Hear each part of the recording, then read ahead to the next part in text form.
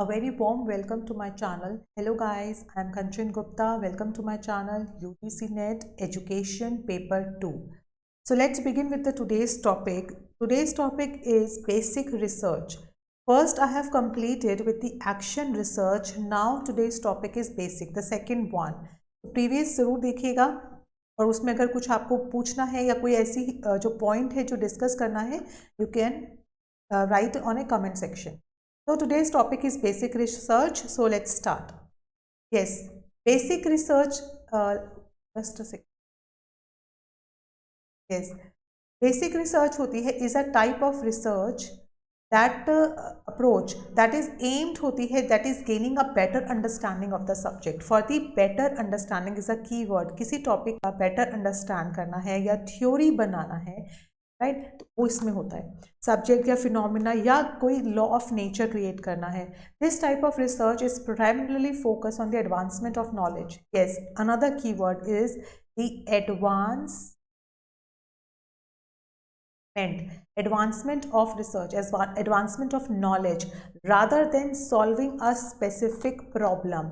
This is देखिए specific अगर ये आता है स्पेसिफिक प्रॉब्लम को सॉल्व करना, that is called the action research कि हम किसी एक स्पेसिफिक प्रॉब्लम को सॉल्व कर रहे हैं. But here we are now studying the advancement of some knowledge, advancement of some theory या बिल्ड ऑफ थ्योरी, तो वो आती है बेसिक रिसर्च में. According to LR Gay, basic research is conducted for the purpose of theory development, right? For the theory development. In education, basic research is used to develop the pedagogical theories.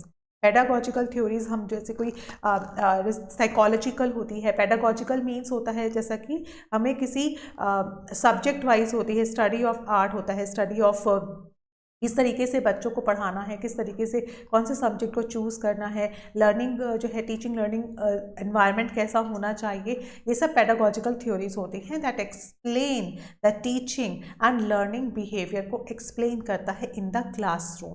Example लेते हैं जैसे how does a language acquisition जो devices होती हैं वो work on A children, कैसे work करती हैं. अभी किस लॉन्च हुआ है, नया नया लॉन्च हुआ है, तो ये एक क्या हो गया थ्योरी पे. थ्योरी मतलब कैसे लॉन्च होती है, क्या यूजेस हैं, क्या फ़ायदे हैं और इसके लॉन्च करने के क्या साइड इफ़ेक्ट्स हैं और कैसे हो सकता है. मतलब ईच एंड एवरी एस्पेक्ट्स पे हम एक थ्योरी बनाते हैं. लेकिन आता है how does the human retentive memory work, जो ह्यूमन की रिटेंटिव मेमोरी है वो कैसे वर्क करती है, उसके ऊपर आप एक थ्योरी बना रहे हैं. How do teaching methods affect the students concentration in the class, कैसे उसको अफेक्ट करता है. ये नॉर्मल क्वेश्चन है. जैसे अगर हम पूछते हैं कि अभी जो है क्लास में बच्चे को जो है नॉलेज में अफेक्ट कर रहा है, तो आप उसके लिए एक्शन रिसर्च यूज़ करते हैं. चलिए बेसिक इसके की पॉइंट्स पढ़ते हैं. बेसिक रिसर्च जो है वो सपोर्ट करता है थ्योरीज को दैट एक्सप्लेन कि हाउ दिस वर्ल्ड ऑपरेट, किस तरीके से ये संसार ऑपरेट करेगा, and what makes this things happen, कैसे चीज़ें होंगी, कैसे सोशल रिलेशंस होंगे in a certain way, and why society changes, और कैसे ये सोसाइटी चेंज होगी. बेसिक रिसर्च बेसिकली होता है source of most new scientific ideas. तो बेसिक आइडियाज़ हमने बिल्ड किए हैं या लिए हैं, उनको सोर्स करना, उनको बढ़ाना, बिल्ड करना, उनकी एक थ्योरी में कन्वर्ट करना. It can be exploratory, it can be descriptive और एक्सप्लेनेटरी.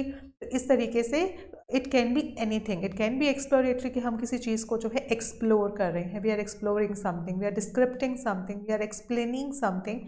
तो एक्सप्लेनेटरी, इन तीनों का डिस्क्रिप्शन मैं कमिंग अप वीडियो में ज़रूर दूंगी आपको, उसको देखना मत भूलिएगा. बेसिक रिसर्च जनरेट करती है न्यू आइडियाज़ को, प्रिंसिपल्स को, थ्योरीज को.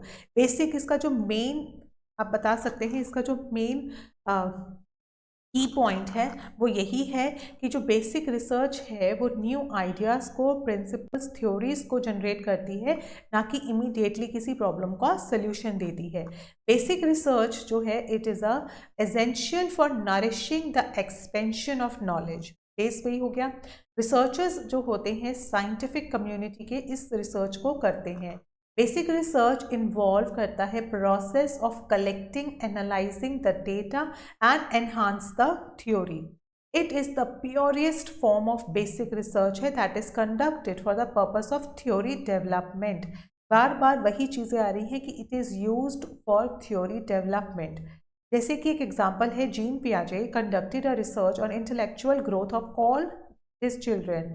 In his research में he gave a very new theory that children learn something new in each passing stage. हर एक स्टेज पे जाकर वो जो है क्या करते हैं, लर्न करते हैं. तो दिस इज द एग्जाम्पल.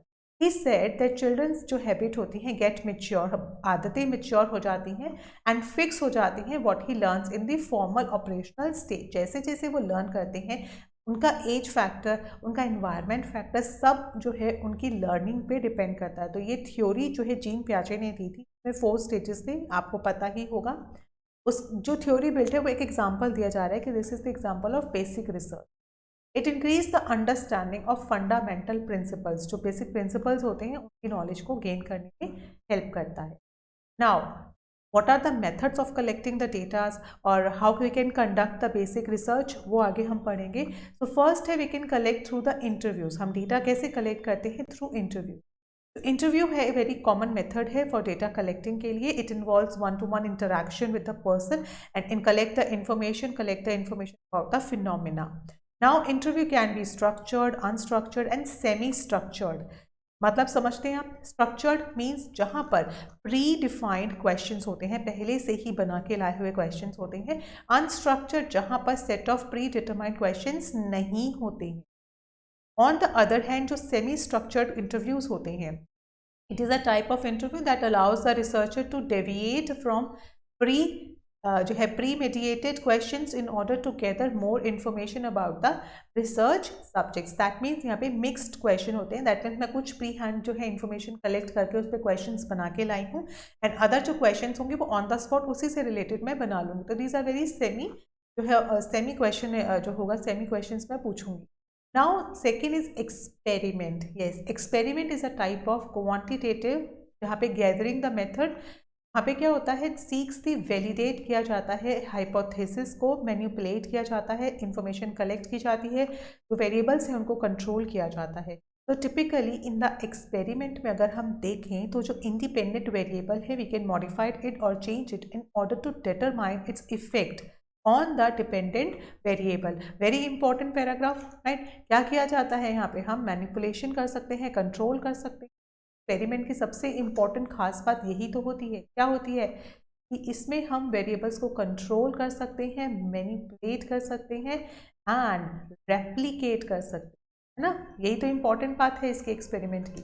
तो नाउ द एक्सपेरिमेंट जो होता है इंडिपेंडेंट वेरिएबल का, मैंने इसको इसीलिए इरेज किया ताकि मैं इसको हाईलाइट कर सकूं कि मैं इंडिपेंडेंट जो है वेरिएबल्स को क्या करती हूँ? मॉडिफाई करती हूँ, चेंज करती हूँ और उसका जो इफेक्ट मेरे डिपेंडेंट वेरिएबल पे पड़ता है उसको ऑब्जर्व करती हूँ, राइट. मूविंग ऑन, इसके 3 मेथड्स और होते हैं. फर्स्ट होता है कंट्रोल्ड एक्सपेरिमेंट, है ना. फील्ड एक्सपेरिमेंट, जाके फील्ड पे एक्सपेरिमेंट कर रही हूँ. Natural experiment. So these are 3 types of experiment. Now third one is the observation. Observation is also a data gathering method है जिससे मैं अपने डेटा को कलेक्ट करती हूँ और वेरी क्लोज अटेंशन रखती हूँ द फिनोमिना पे for a specific period of time के लिए. बिल्कुल आंखें तेज तर्रार जो ऑब्जर्वेशन होती है वो ऐसी ही होती है कि आप उसमें जाकर पार्टिसिपेट कर सकते हैं या दूर से ही आप उसको ऑब्जर्व कर रहे हैं. तो it depends on the researcher और his research. Now it gathered the relevant information about its behavior. When carrying out basic research, the researcher may need to study the research subject for a stipulated period of time के लिए उसको observe करना होता है. Observation can be structured or unstructured depending on the procedure or approach. Structured observation होती है when data collection is using the predetermined procedures होते हैं. This is called the structured and इसमें not a restricted predetermined procedure, कुछ भी restricted नहीं होता. Now fourth जो method है that is the questionnaire. That is also a data collection tool that is made up of the series of questions होते हैं इसमें that gives you the answers of your question and it is a very cost effective method है for collecting the data and it can collect the large sample. Questionnaire जो है आप देकर काफ़ी अच्छा large sample collect कर सकते हैं. So these are all 4 methods that are used in the basic research, right?